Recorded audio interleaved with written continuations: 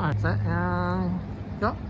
And lastly, the fun thing you can do by the sea is the Undersea Gardens Glassbottom boat. And go. The fun thing you can do By the sea. By the sea? Yeah. Or at the sea? Either way. In the sea? No. On the sea? On the sea. Alright. Either way. Okay, and go. The fun thing you can do on the sea is the Undersea Gardens The fun thing you can do on the sea is the Undersea Gardens Glassbottom boat.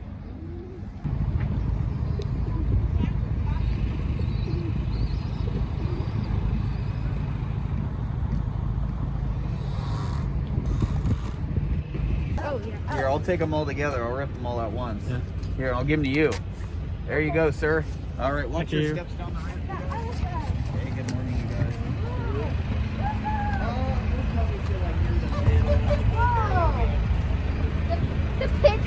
The pigeon just flew right in front of brother. Well, don't step on the poop. Don't step on the poop. But that's like the middle of this section.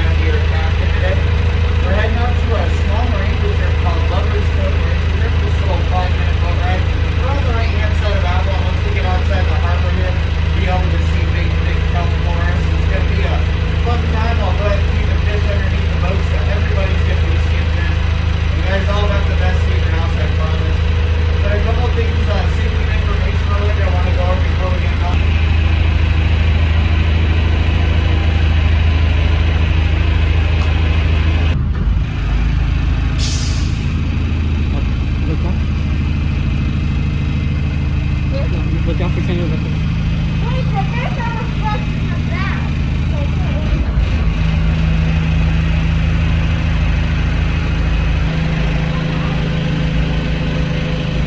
There's a spoon at the bottom. What? A fish! I saw a fish.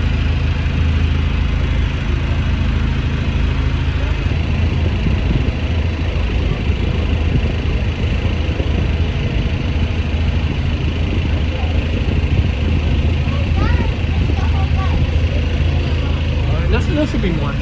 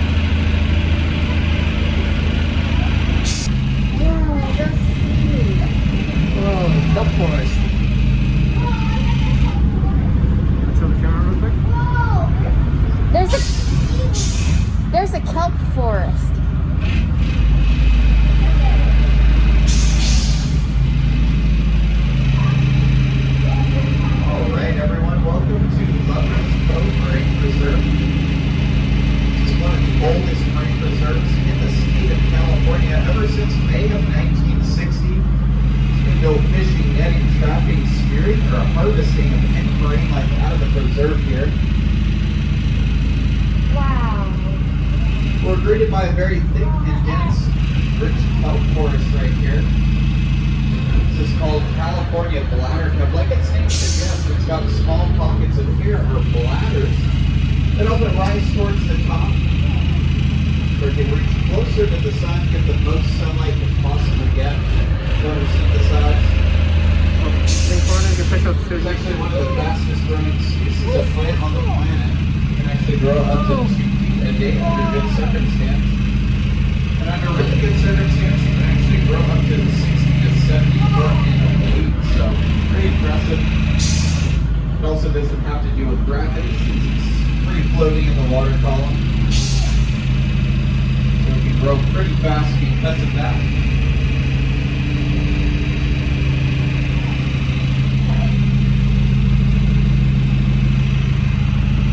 Lover's Cove is exclusive to taking consumer.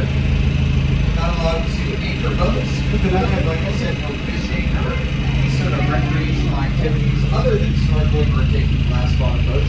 The reason why they made this a marine preserve in the 1960s was it's close to Avalon and you can be able to see fish guaranteed year-round, hundreds of them. Look at wines. For all the locals and tourists alike that are interested in look at 1, 2, 3, Looks like we're already seeing hundreds of fish already. I'm going to go into the different species just a minute here. I'm going to go ahead and feed them first. You guys can get it, and then I'll go into the different types that we're looking at. But for now, just sit back, relax, take as many photos as you'd like. Take the flash off so it doesn't glare back at the glass of your picture, making these big white streaks. And enjoy. I'll be back on mic in just 1 minute here to talk to you guys about the different species we're taking a look at though.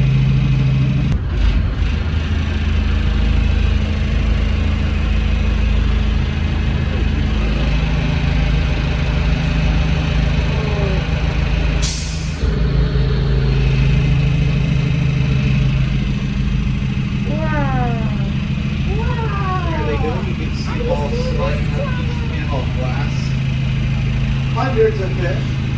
Raise your hand if you have not seen a fish yet. So going into this, you might notice a fish with 2 white spots on its back. It might be a matte gray or an olive green color. Those are called opali, and they get that name not because of their spots on their back, but because of their eye color. They have a bright blue opalescent shade to them, which is why they call it opali, because of that eye color. They have a lifespan of around 8 or 9 years in the wild. They can also grow to be about 8 or 9 pounds, sometimes even a little bit larger, up to 10 pounds. There's a lot of food for them on the island, a lot of sustenance, so that's why their size is so big and range. And the ones here are much bigger because of all of that nutrition they're able to get. And they're also safe from fishing in the cove, so nobody's trying to harvest them.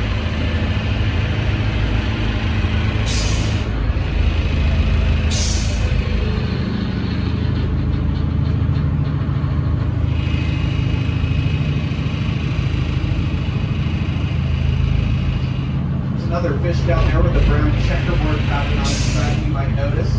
That's called a calico bass because of its calico brown colored abs.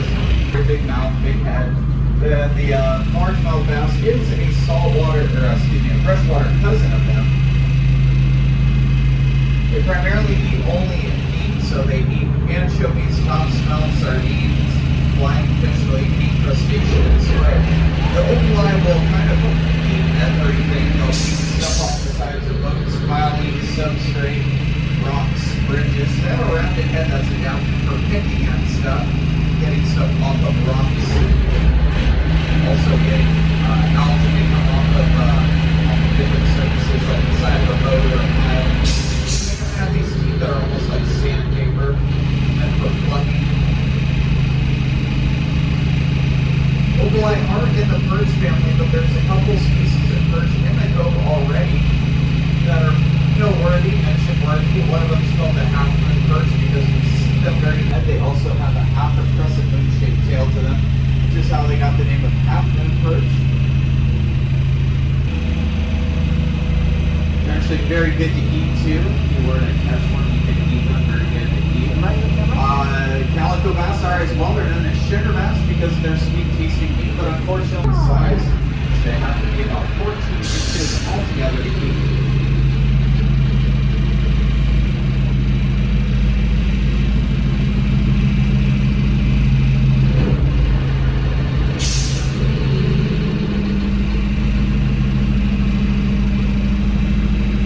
Of course, the most iconic fish that you guys have probably been seeing around the island, you don't even need to really be on a boat to see them. They're bright orange in color, beautiful, kind of have a bubbly tail to them. They have a rounded bubble-like tail. Those are called Garibaldi, and they get that name from old Italian general. They're originally named after an Italian general that liked to wear bright colors into battle. His name was Giuseppe Garibaldi from Italy. Garibaldi have a lifespan of around 7 to 12 years.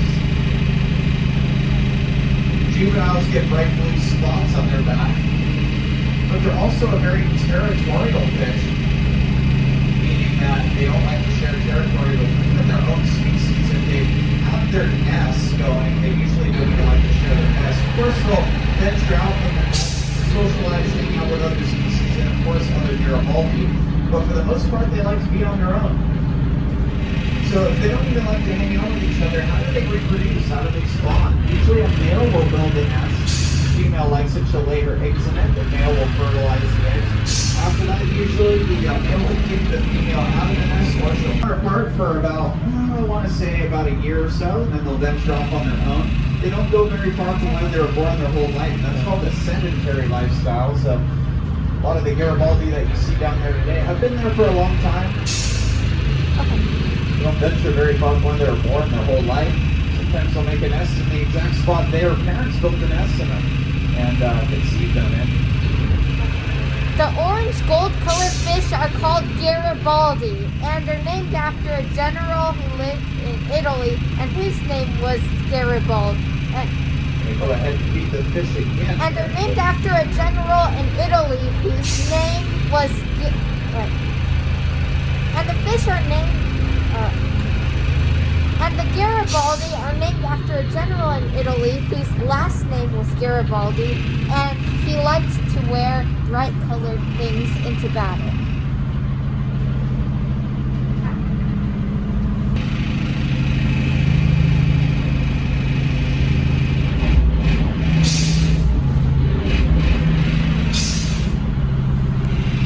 A little bit of a story about Glassbottom boat. Got started here on the island. It was actually started in the 1890s. Originally by fishermen, they put glass in the bottom of their rowboats and skiffs.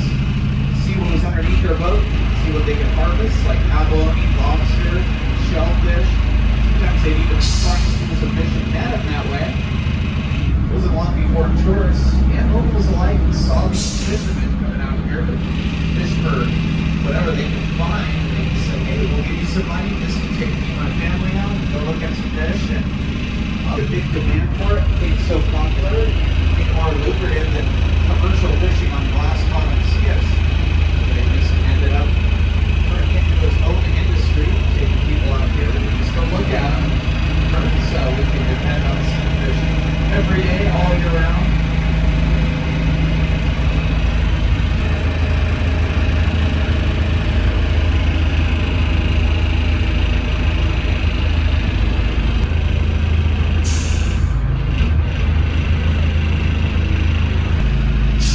Look off to the right-hand side, pick your head up, look off to the right-hand side. This is where everyone likes to go snorkeling in. This is the little beach where everyone puts their fins on, gets in the water. This boat is very easily accessible from this road here. It's only about a 7-minute walk from town to get out here. And you can also see the fish that you've been seeing on the boat today in the water yourself if you want to go snorkeling with them. A little bit of a different angle to see that in the water rather than on top of it. You can actually feed the fish right out of your hands in the water. I'd recommend trying to use split pea rather than your standard fish food, because split peas hold together better in the water than your regular fish food. A little bit churned up with sediment and sand free-floating particle.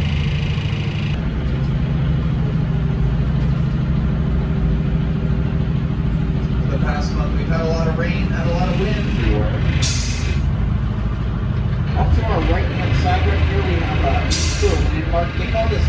abalone point right here. We've got some of our little seabird friends up here. Those dark-colored seabirds are called cormorants. Take a bird that can swim, fly, and dive. I don't really know what they're called. But all everywhere.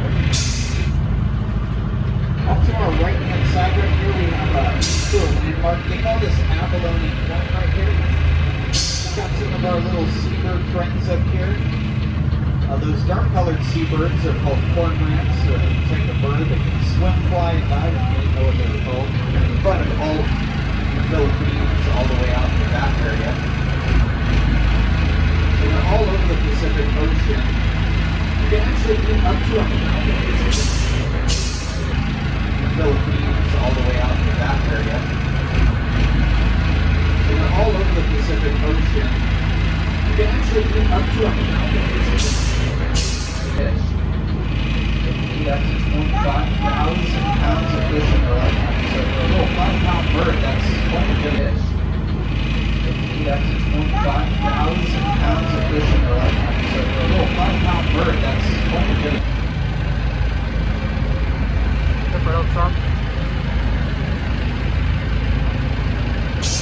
This is going to be our second feeding area here, so I like to do something a little bit.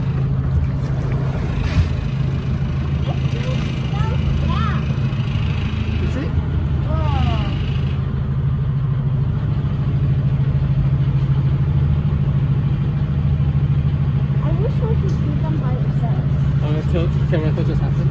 The captain? The captain just fed the fish on the side of the boat, so instead of staring at it through the glass bottom again, this time we get to see it over here. Oh, did you see that? One of the fish jumped down. Oh, is it?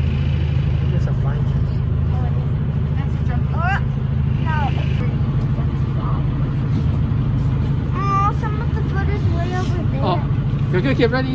Who's on the top floor? Wow, it's glass. Oh, you can walk on the top? Whoa, there's nothing here. Oh, you can see the orange one. Cool, that's so bright.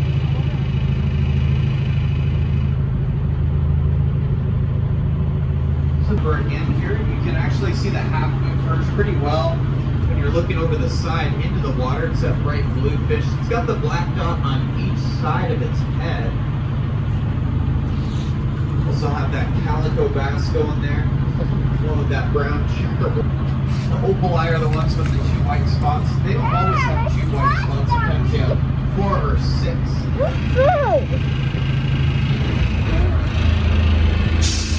Of course, the Garibaldi, the bright orange one. So those are the 4 main species we primarily see just year-round.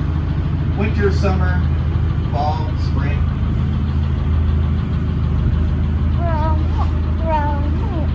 He's off the rock. You ready? No, he isn't. See, he isn't. Oh, no. Ah! That's me!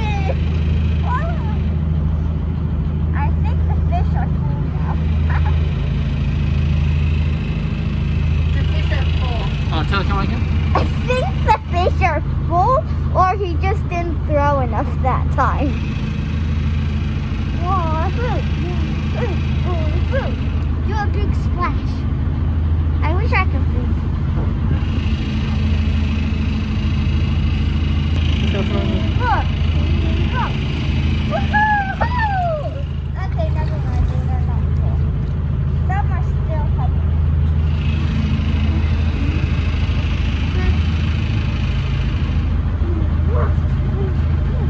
Oh, there's a lot of fish on our side. Oh, get ready. Let's have some again. Or so. This road out here that you see cars traveling on wasn't built until about the 1980s, so that's rather recent comparatively speaking at how long the cove's been named and how long people have been coming out here for. Originally, there were just small dirt trails in the hills. Oh, a big Nowadays, buses Oh, I missed tourists it. can come out here easily. I missed on my camera. But since Catalina is also known as the island of romance, oh, black sea bass over here. Giant black sea bass. If you look off to the right-hand side of the boat, giant 300-pound fish over on that side. Coming underneath the glass to go look at you guys. Should be on one of those cameras. Look underneath the glass there. I see it. You guys see it? It's a big 300-pound giant black sea bass. That's a cool see it? guest appearance. So we do not see that every trip. Do you see it, Peter? Yeah, I did. Those are very cool fish. They can actually live up to 60 or 80 years in the wild. They get up to be about 400 or 500 pounds. That one's about 250 or 300 pounds. And it likes to eat calico bass and opala. Don't know for Giant sure. sea bass. You can see it. We just saw giant sea bass. Yeah. We just saw a 300-pound giant sea bass, and it was Call that huge. one Big Bertha because it's so big. We have a couple of local black sea bass that kind of come cruising on out here like this. Off to the right hand side. This is a big guy right here. You coming back? That's one of the bigger ones that I've seen actually. I'm gonna go ahead and see if I can bring him up again. I'm gonna throw some fish meat off on the right hand side. Usually it likes to try and get some fish. I can already see it kind of taking off.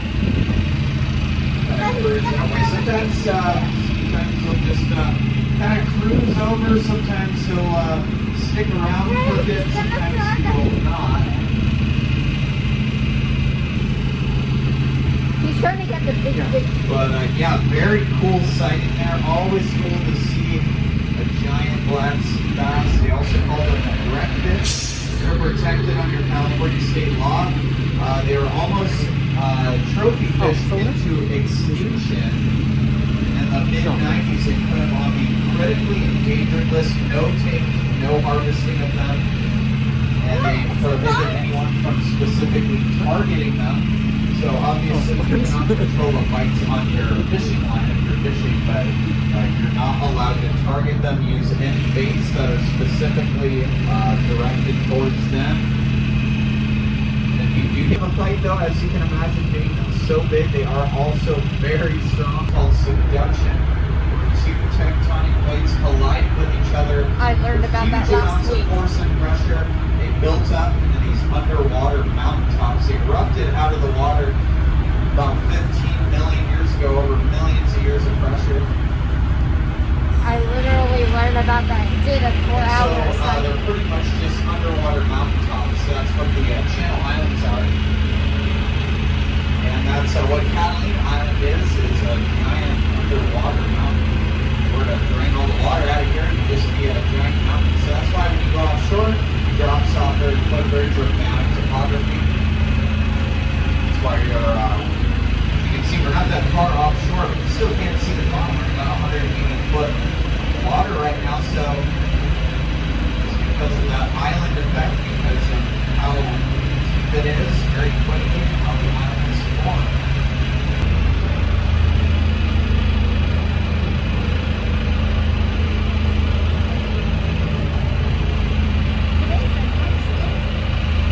Alright, look here, boys. Look here. 1, 2, 3, cheese. Where's the camel? Lower camel a little bit. Alright, one. Lower a little bit. Yeah, 1, 2, 3, cheese.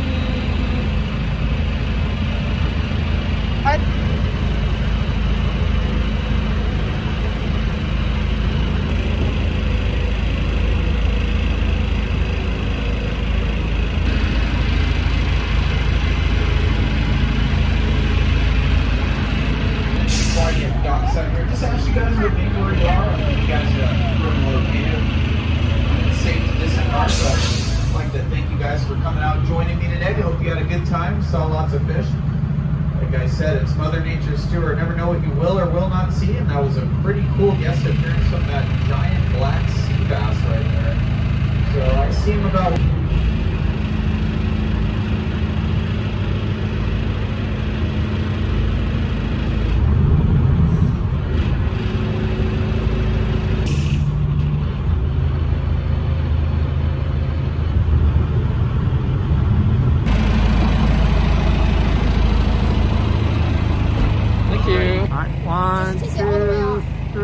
cheese All right. back. 1, 2, 3, cheese. All right, and then you want to do the Okay, yeah. intro? All right. Okay. And lastly, yeah. And lastly, the thing to do on the sea is the. And lastly, the thing to do on the sea is the undersea gardens glass boat. Glassbottom boat. And lastly, the thing to do on the sea is the undersea gardens glass C. bottom. No. Okay. And lastly, the Put thing look to. here. All right, go. Ready? And lastly, the thing to do on the sea is the undersea gardens glass bottom boat. And in case of this on the last one. Okay. The thing to do now. No, just the thing to do. The thing to do on the sea is the undersea garden glass bottom boat. All right, and then the intro. Okay, and then Our first excursion. Our first excursion today is the undersea gardens glass bottom boat. Okay.